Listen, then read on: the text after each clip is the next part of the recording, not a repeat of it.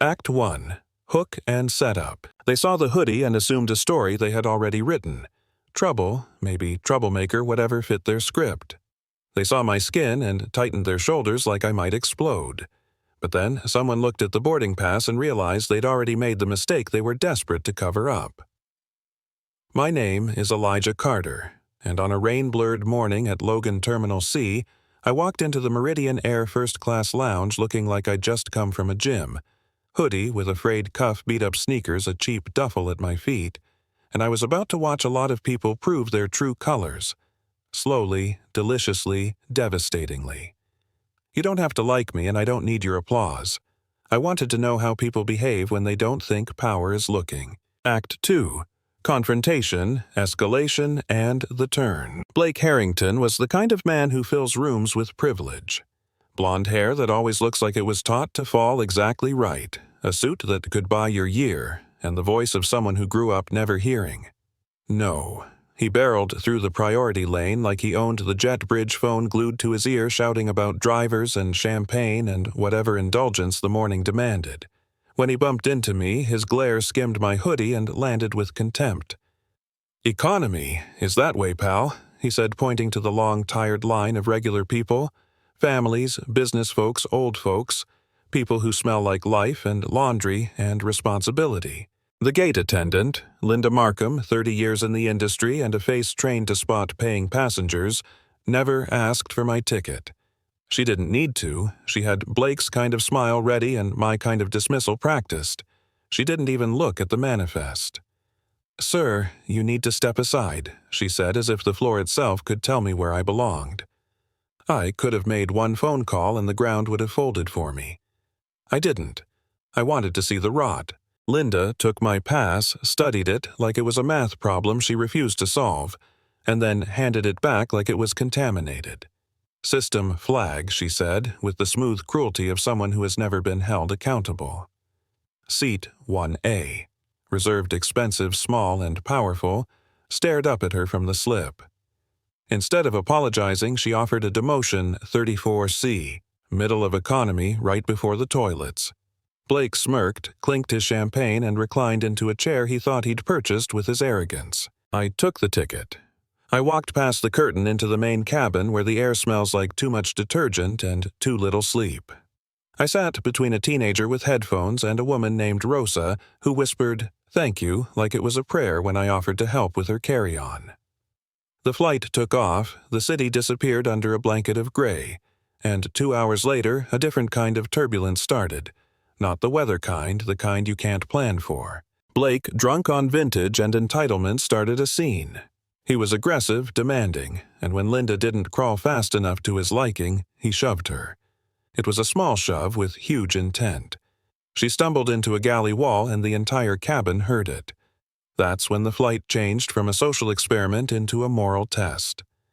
I stood up, walked to the front, and in the aisle with the plane bucking like a wild animal, I said, "Sir, you can't do that." He lunged. I moved. He missed. I twisted his wrist, locked him down into a seat, and told the crew to secure him with zip ties. You could call it vigilante, and some cameras did, but he assaulted an employee, endangered passengers, and when the first officer heard the commotion, the cockpit door opened, and a printed message arrived from the ground, a priority uplink. The purchase papers had cleared. I was not just a passenger in a hoodie, I was Elijah Carter, the man who had quietly closed a controlling stake in Meridian Air hours earlier. The power flip happened in a heartbeat. No shouting necessary, just a calm, "We'll need crew manifests and incident reports on landing." Blake went from wine to cuffs in the space of an hour. Linda, the woman who'd pushed me aside, she went from poise to hysterical apology, bringing crystal champagne like it could erase what she'd already done.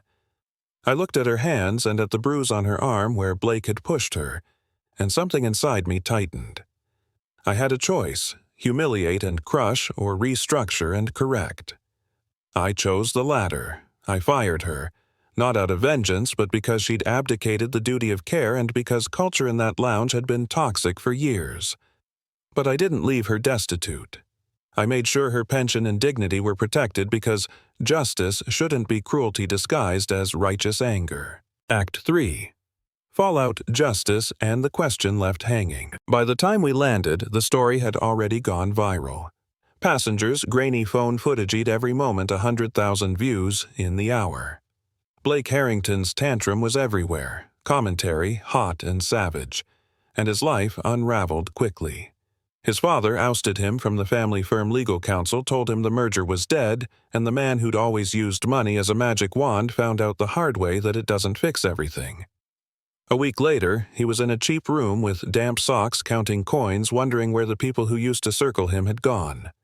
That fall, it was almost cinematic, and yeah, some people cheered. But the change that mattered wasn't Blake's downfall, it was the slow rebuild we began. I put Chloe, the young flight attendant who'd kept her cool, wiped sweat from her brow and looked out for the back of the plane, into a role where she could make policy. I made David, who actually restrained Blake without panicking, head up training on de-escalation. We rewrote how Meridian treated passengers and staff.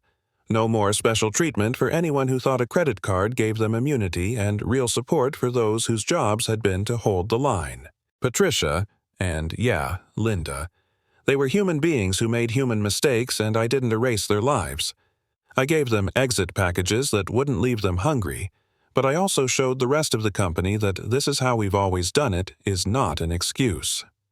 Power, I told them, is the tool you use to create the world you want to live in, not a weapon to make other people smaller. Let's be honest, not everyone will agree with how I handled it. Some will say I shouldn't have fired her, that I should have let the process play out, that public shame is brutal.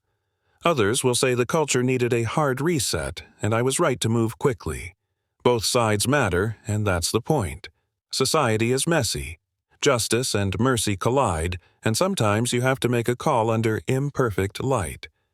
I know what it feels like to be judged by a hoodie, to be dismissed because of the shape of my name, the shade of my skin, or the clothes I wear. I also know what it feels like to have the power to change things, and to feel the weight of that choice. So here's what I want from you. Drop a comment. Tell me where you stand. Was it too much or not enough? Have you ever been Blake or Linda or me? Have you ever sat in a seat and felt the world assume your worth? Tell your story. If you've seen someone treated poorly because of appearance or class, what did you do? If you had the power to change a system, how would you do it? I read every comment, and I mean it. I want to hear the messy human stuff. Like, subscribe.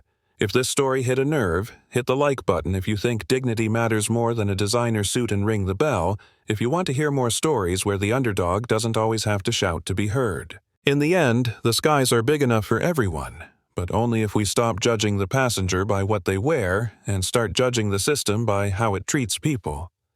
What would you have done if you were in my hoodie that day?